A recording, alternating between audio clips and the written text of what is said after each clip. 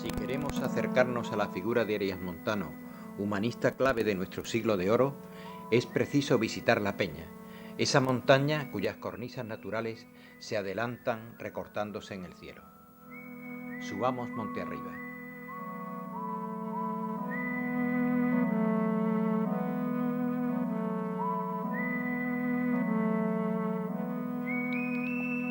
Para conocer a un hombre es preciso enmarcarlo en su tierra, y La Peña fue en verdad la auténtica patria espiritual de Arias Montano, la que él eligió cuando, como un nuevo Jerónimo, sintió la llamada de la soledad para entregarse a la contemplación, al cultivo de la poesía y al estudio de la Sagrada Escritura.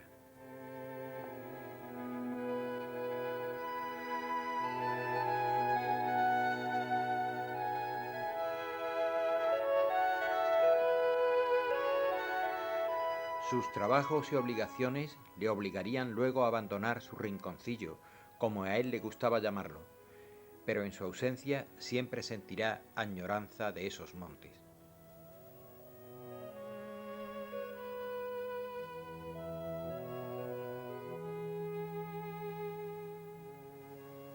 Estancia es que por ninguna ciudad la trocaría, por no haber visto en cuanto he andado en España ni aun en otras provincias un sitio semejante a este de la Peña de Aracena, en el cual concurren muchas cosas naturales, como son la altura del lugar, templanza del cielo y sanidad de la habitación, abundancia de agua, anchura de cielo y muchas otras partes a propósito de un acomodado retiramiento, mayormente no habiendo en esta Andalucía estancia más fresca para el estío que esta y estando a 14 leguas de Sevilla, porque perpetuamente tiene verdura de monte y pasto de hierba y diversos frutos que caen de las matas, y es caliente, donde jamás cuaja nieve y abunda en muchas partes de agua.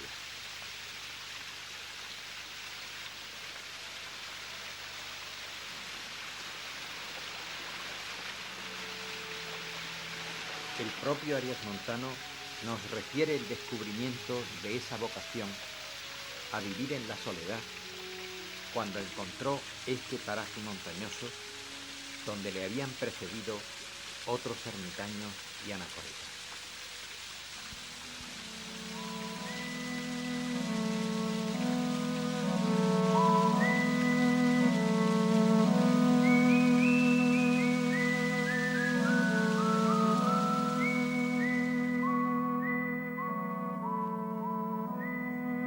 Creí verme en un delicioso paraíso, o en un monte elevado, desde donde, con el favor de Dios, con el auxilio de las lenguas antiguas y con cierta luz que me alumbraba, me parecía ya ver algún rastro o semejanza de la gloria de Cristo, de cuya hermosura quedé tan encantado y preso, que desde aquel día propuse en mi corazón entregarme a la soledad cuanto pudiese, libre de otros cuidados, a la contemplación de aquella grandeza y claridad que ya descubría, y consagrar mi vida entera solo a esto.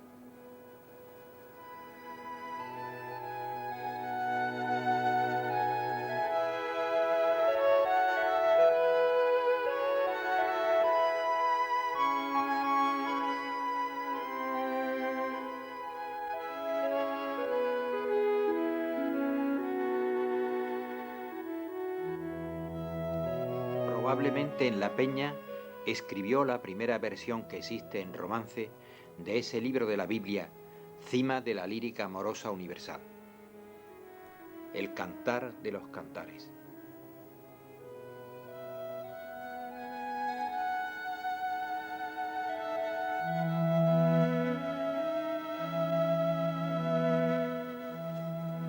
Ven, ven, paloma mía, bella y tierna. Aquí está una caverna, en este risco, y en aquesta escala un agujero está que dentro cala. En estas cuevas verte yo querría, amorosa y dulcísima paloma. Aquí haremos bien nuestra compañía. Tu voz oyendo yo me alegraría, y tu figura, que al mi pecho doma, dará a mis ojos contenteza extraña. Ya se comienza a engalanar la tierra, y el canto de las aves ya resuena. En esta estación buena, la tortolica, a quien amor da guerra, cantando su pesar de sí destierra.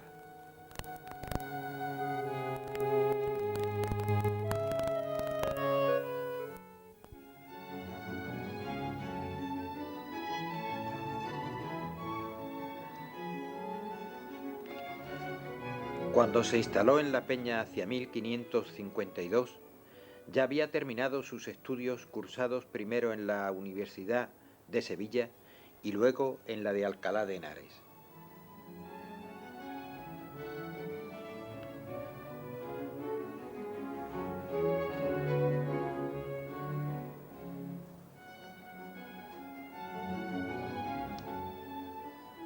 A diferencia de las restantes universidades, ancladas en la maquinaria de las escuelas medievales, las aulas complutenses y los claustros de su colegio trilingüe significaban la modernidad, el nuevo espíritu del Renacimiento vinculado al protagonismo de las lenguas antiguas y a la solidez en la formación filológica, aspectos determinantes en la personalidad intelectual de Montano, que destaca por su portentosa capacidad para los idiomas y su erudición lingüística. Allí, en los claustros de Alcalá, comenzó a destacar Montano por ser el primero en recibir el laurel a la manera de los poetas renacentistas italianos, lo que equivaldría, dicho en el lenguaje de hoy, a encabezar la nómina de los galardonados con el Premio Nacional de Poesía.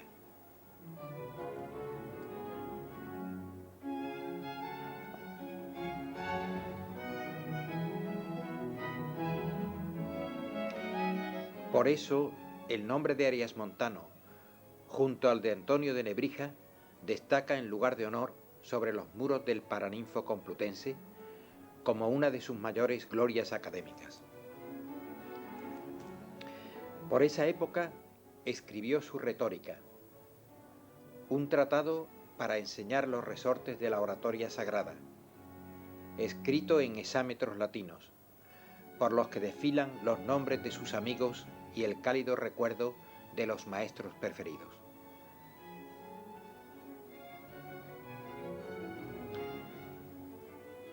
La Retórica, su primera obra importante, lo consagró definitivamente como poeta.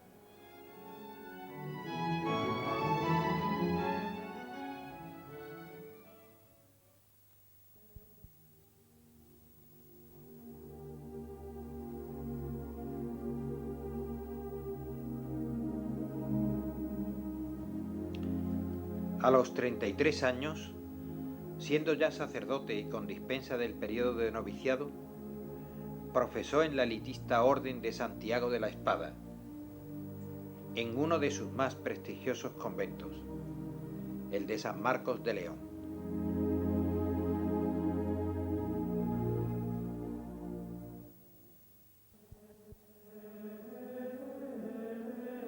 Se trataba de una orden poderosa que extendía sus posesiones por Extremadura.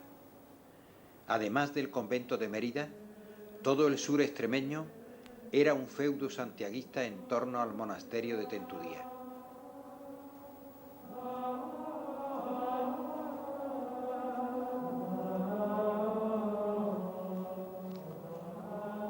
El ingreso de Montano en la Orden de los Caballeros de Santiago significaba, sin duda, un logro en su prestigio personal y el inicio de una nueva etapa en su carrera.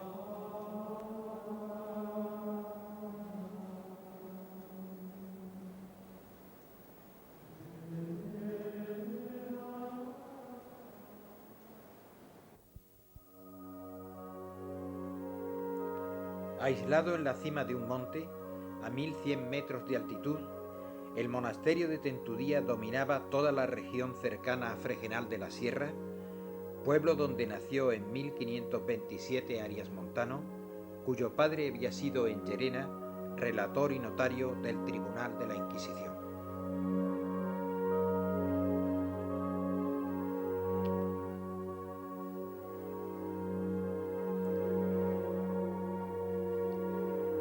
Cualquier aspirante a ingresar en la orden debía superar una prolija investigación sobre su origen y antecedentes familiares, encaminada a esclarecer si era hijo legítimo, si sus padres y abuelos habían sido habidos y tenidos por hijosdalgo, cristianos viejos, sin tener raza ni mezcla de judío, moro ni converso, o si no habían sido penitenciados por el Santo Oficio.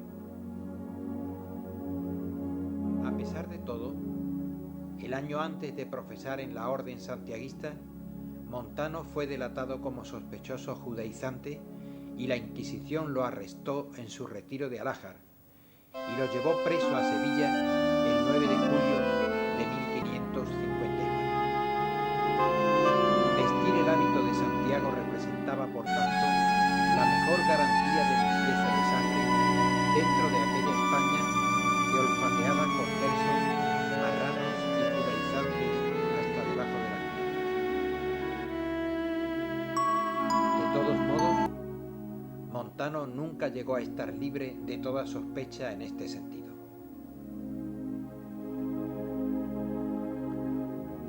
Dentro de este marco institucional de la Orden de Santiago, 2 años después de su profesión, fue escogido para que asistiera en calidad de experto a la tercera sesión del Concilio de Trento.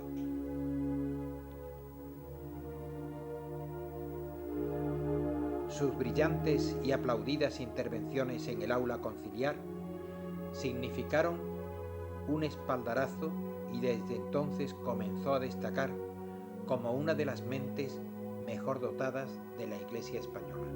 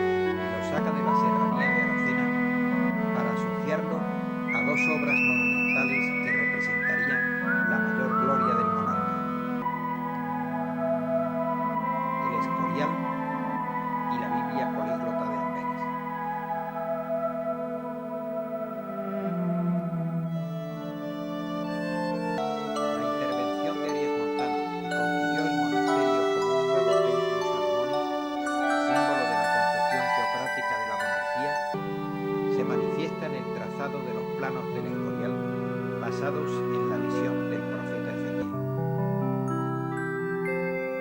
Pero además de este monumento de piedra, también proyectó el rey otro no menos grandioso, la Biblia política. Para supervisar y coordinar los trabajos, el rey determinó que su capellán se trasladara a Almería.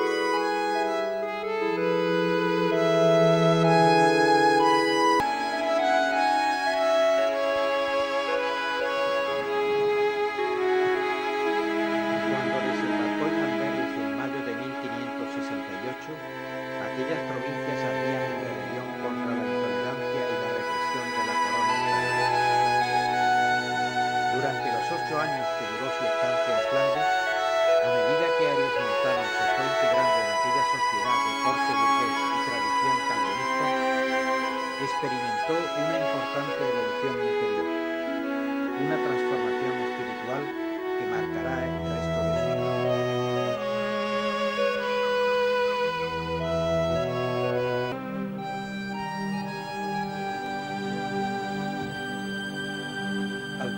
Arias Montano se identificó con la política dura y represiva del duque de Alba hasta el punto de afirmar que no cabía tratar a aquel pueblo rebelde con dulzura y razón, sino con severidad y firmeza.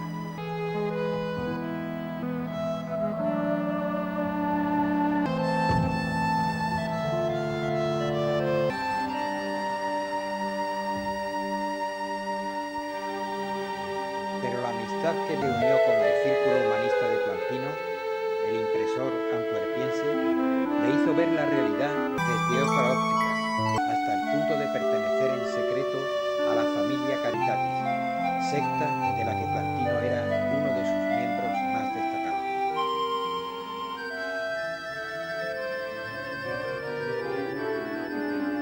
En esta etapa de Flandes, una de las más fecundas de su vida, vieron la luz, además de la Biblia Regia, la mayor obra que jamás en género de letras ha salido al mundo impresa, en frase del propio Montano, algunos de sus tratados exegéticos y obras poéticas.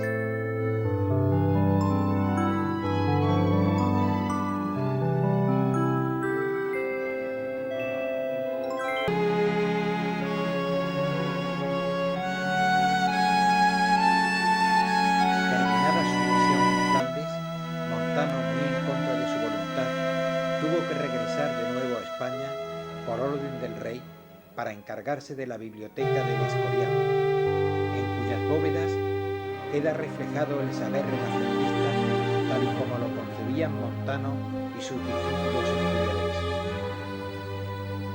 Toda una planificación de estudios, un itinerario que va desde la filosofía a la teología, las dos cabezas independientes de las ciencias todas que el hombre trata.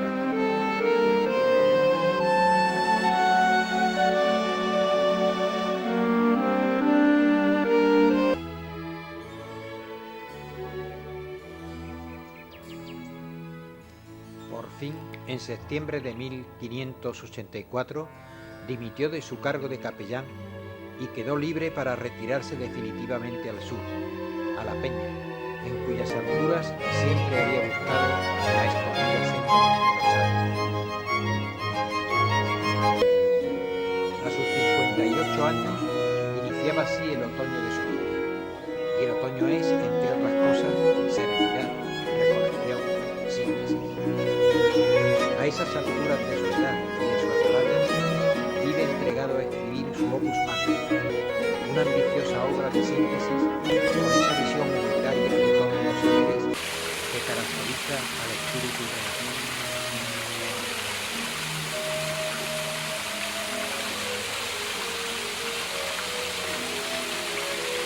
Desvinculado de sus cargos oficiales y alejado del ambiente cortesano, busca en la paz de la naturaleza el retiro conveniente al cultivo del espíritu. Y quizá también un refugio donde estar a salvo de las intrigas de su vida. Y en las graves congojas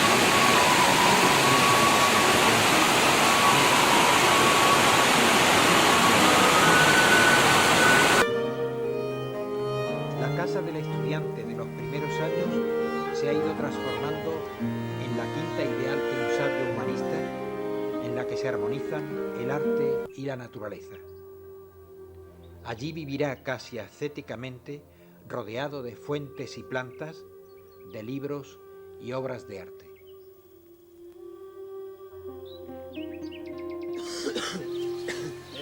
A cada lado de la casa mandó alzar una pirámide en recuerdo de Felipe II y del secretario del monarca, su amigo Gabriel de Zayas.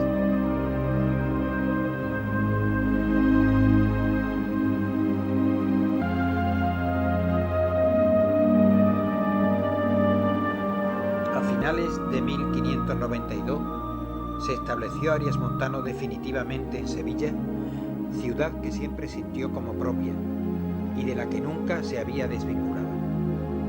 Por eso en las portadas de sus obras se autodenomina hispalensis. A sus 65 años había alcanzado enorme prestigio y autoridad, tanto por sus cargos como por sus escritos.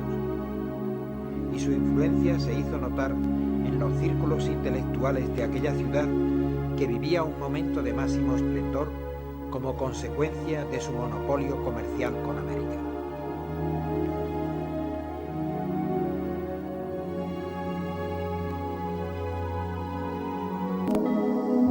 Durante estos últimos años ocupó cargos importantes en su orden, fue comendador de Pelaycorrea y sus hermanos de religión lo eligieron prior del convento de Santiago de la Espada.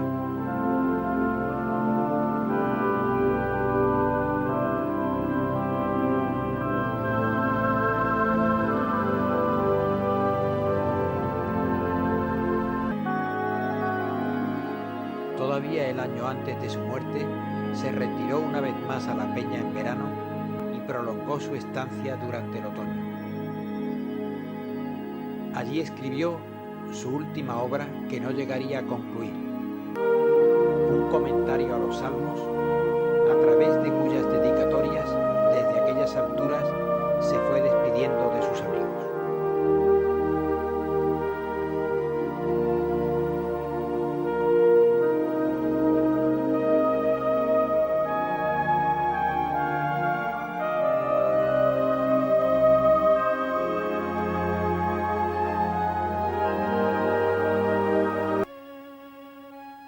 El recuerdo de Arias Montano, a veces casi transmutado en leyenda, pervive en toda la comarca de la Sierra, y su influencia benéfica se materializó en la edificación de las iglesias de los pueblos, como es el caso de El Castaño del Robledo, en cuya parroquia ejerció por temporadas su ministerio sacerdotal.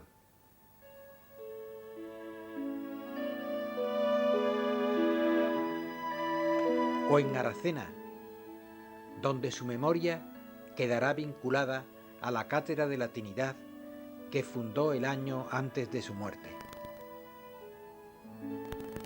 Cuando al final de 1597 abandonó la peña y regresó a Sevilla, entraba nuestro humanista en el último tramo de su vida.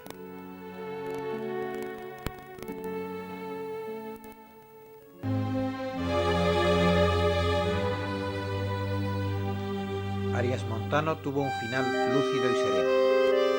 Presintiendo cercana la muerte, se dispuso a terminar sus días en la Cartuja, como un último deseo de radicalizar su vocación inicial, cultivar el silencio, la contemplación y el estudio. El día en que ultimaba sus preparativos para ingresar en la Cartuja, murió en Sevilla el 6 de julio de 1598.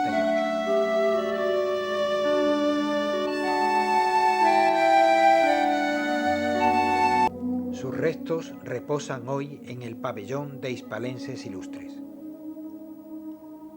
Mando mi cuerpo a la tierra de que fue formado, para que de allí atienda la resurrección suya, que firmemente creo y espero. Todos los escritos míos los encomiendo al patrocinio de la Santa Iglesia Católica y los someto a su censura legítima, como siempre lo he hecho.